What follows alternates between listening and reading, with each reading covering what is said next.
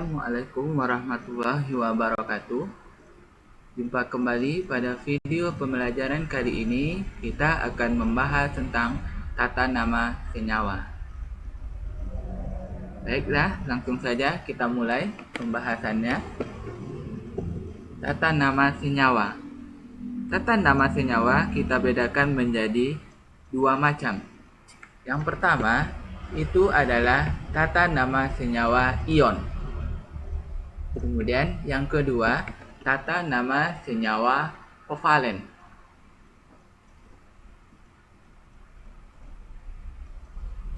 Baik, langsung saja kita mulai pembahasannya. Yang pertama yaitu tentang tata nama senyawa ion. Senyawa ion ini dia terdiri dari ion positif dan ion negatif. Pada senyawa ion, nama ion positifnya disebutkan atau dituliskan terlebih dahulu, baru diikuti dengan nama ion negatifnya. Berikut ini ada beberapa nama dari ion positif atau disebut juga dengan kation.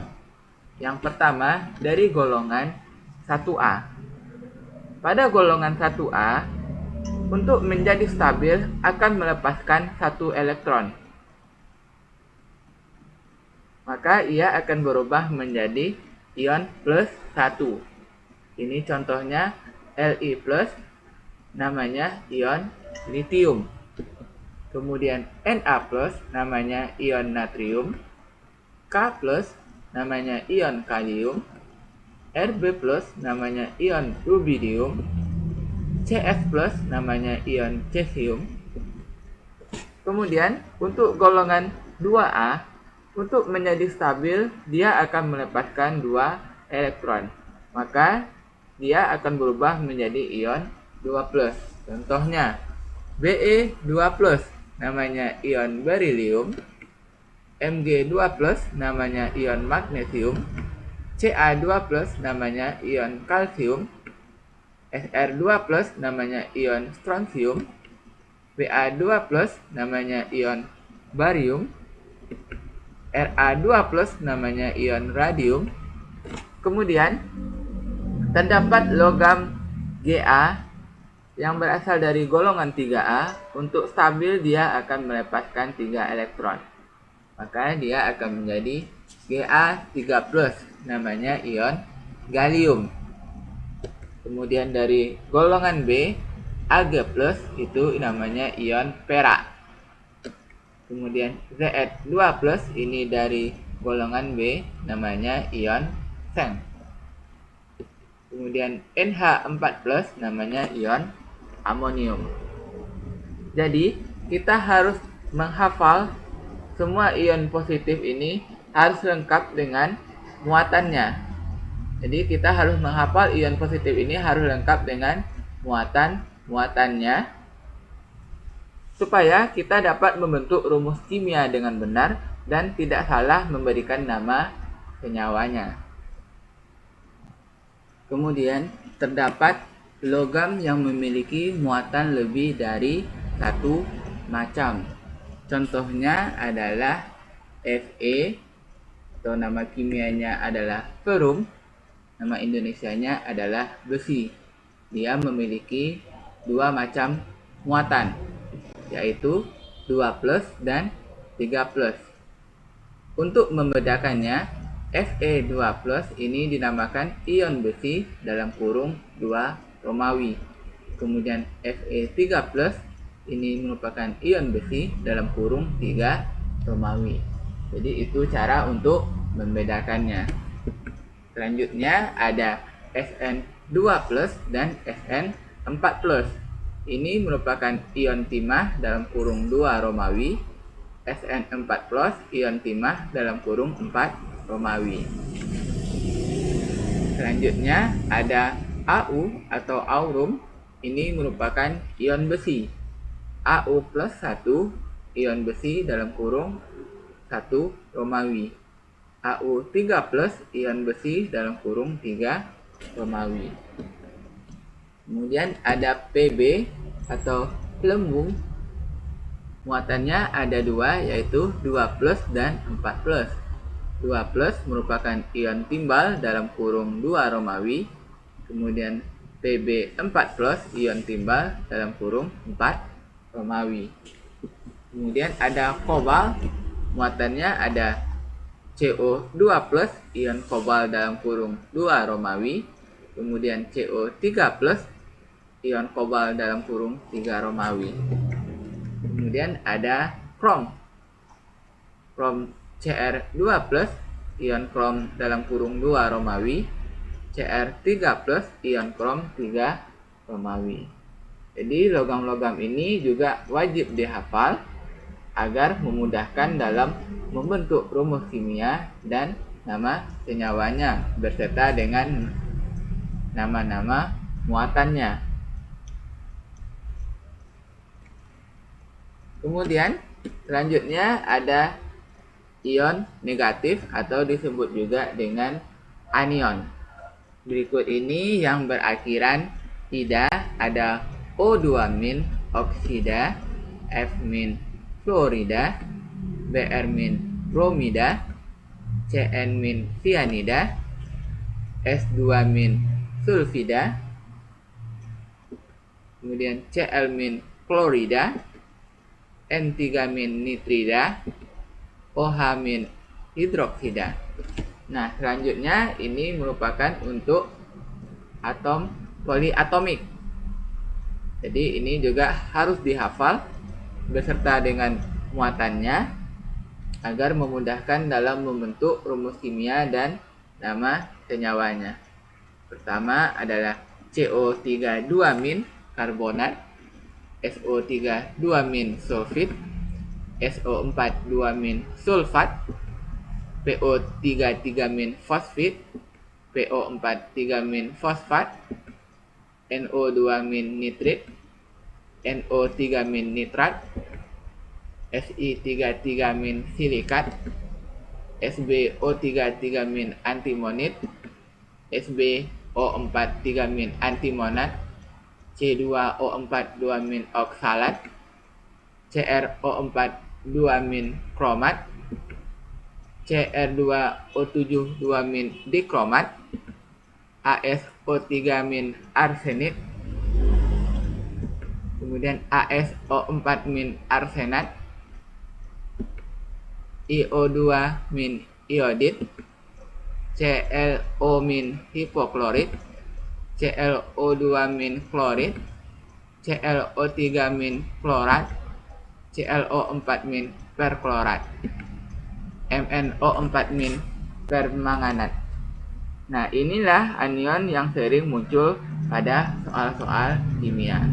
Jadi semuanya harus dihafal lengkap dengan muatannya agar mudah kita dalam membentuk rumus kimia dan nama senyawanya.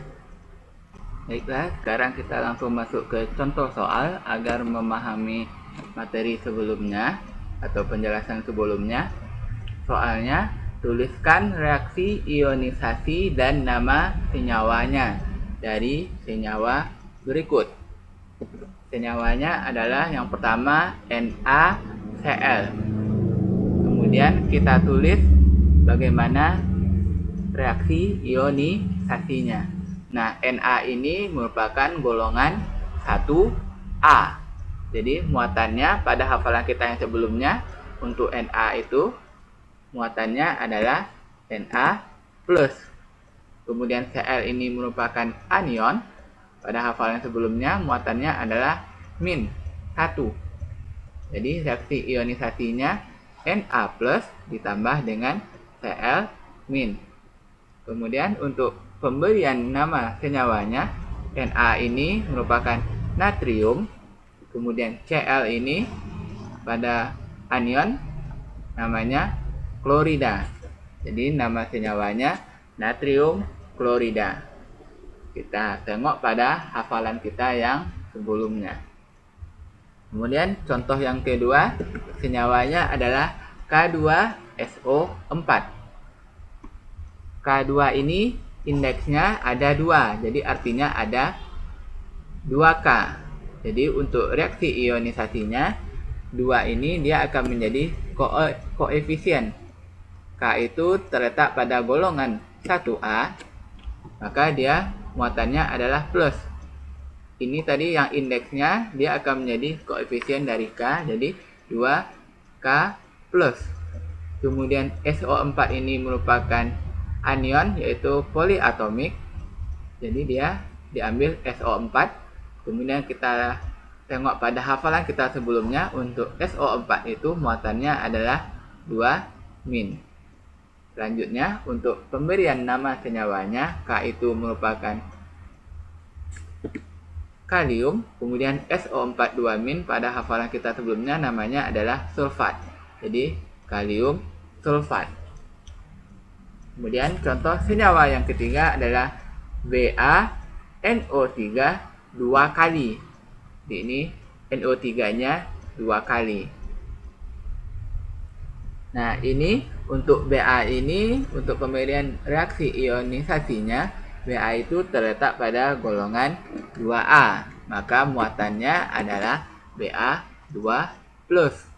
Kemudian NO3 ini indeksnya ada 2, maka 2 ini akan menjadi koefisien, kita taruh di depan 2NO3. Kemudian NO3 ini merupakan anion, yaitu lebih tepatnya poliatomik. Muatannya adalah -1.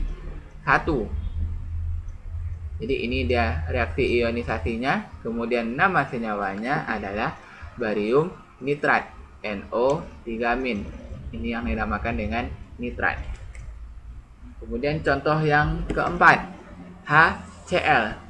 H itu merupakan golongan 1A, maka muatannya adalah H+, kemudian ditambah Cl ini merupakan anion, muatannya adalah -1. Nah, untuk pemberian senyawanya ini bukan hidrogen klorida. Ini kalau ada H di depannya, biasanya akan diberi nama senyawa asam. Jadi setiap ada H itu namanya adalah asam. Jadi HCl nama senyawanya asam klorida. Kemudian contoh yang kelima, H3PO4. H3 ini indeksnya ada 3. Jadi ini dijadikan koefisien. Jadi 3H. H itu pada golongan 1A. Jadi muatannya adalah +1. Kemudian PO4 ini anion poliatomik. Muatannya adalah 3-. Jadi ini nama senyawanya adalah asam fosfat atau asam fosfat. Baik, kita lanjutkan ke contoh selanjutnya. Sekarang kebalikan dari contoh yang sebelumnya, dia diketahui nama senyawanya. Kita diminta untuk menuliskan reaksi ionisasinya dan rumus kimianya. Misalnya namanya adalah asam fosfit. Nah, tadi asam itu atomnya adalah H. H itu terletak pada golongan 1A, maka muatannya adalah H+. Kemudian fosfit itu nama anionnya yaitu PO3 3-. Jadi ini dia reaksi ionisasinya. Kemudian rumus kimianya kita tulis yang pertama ion positif, kemudian diikuti dengan ion negatifnya. Di rumus kimianya HPO3, itu yang kita tulis terlebih dahulu. Selanjutnya, muatan pada H ini +1 dia akan menjadi indeks pada PO3. Nah, satunya tidak perlu ditulis. Kemudian muatan pada PO3 3- ini dia akan menjadi indeks pada H. Jadi ini H3PO3, itu dia hasil rumus kimianya. Kemudian untuk contoh yang kedua, aluminium sulfit. Aluminium itu adalah Al, nama unsurnya, dan dia terletak pada golongan 3A, maka muatannya adalah 3+. Kemudian sulfit ini dari hafalan kita merupakan poliatomik anion, namanya SO3 2-. Jadi ini dia reaksi ionisasinya. Kemudian untuk rumus kimianya kita tulis terlebih dahulu Al dan SO3. Kemudian muatan pada Al 3+ ini dia akan menjadi indeks pada SO3. Jadi SO3 3 kali. kemudian muatan pada SO3 yaitu 2-min, dia akan menjadi indeks pada Al. Jadi Al2 SO3 3 kali. Itu dia rumus kimianya. Kemudian contoh, kemudian untuk Al ini, di sini Al-nya indeksnya mempunyai 2, maka indeks ini dia akan menjadi koefisien pada reaksi ionisasi. Jadi 2 Al. Nah, kemudian contoh yang ketiga, kemudian untuk yang SO3 indeks di sini 3, maka dia akan menjadi koefisien pada reaksi ionisasinya menjadi 3 SO3 2-min. Nah, selanjutnya kita lanjutkan ke contoh yang ketiga, yaitu seng hidroksida. Seng itu adalah Zn, muatannya adalah 2+, kemudian hidroksida adalah OH-. Maka rumus kimianya dituliskan terlebih dahulu Zn dan OH. Kemudian muatan pada Zn 2+, dia akan menjadi indeks pada OH. Jadi OH ini dalam kurung 2 kali.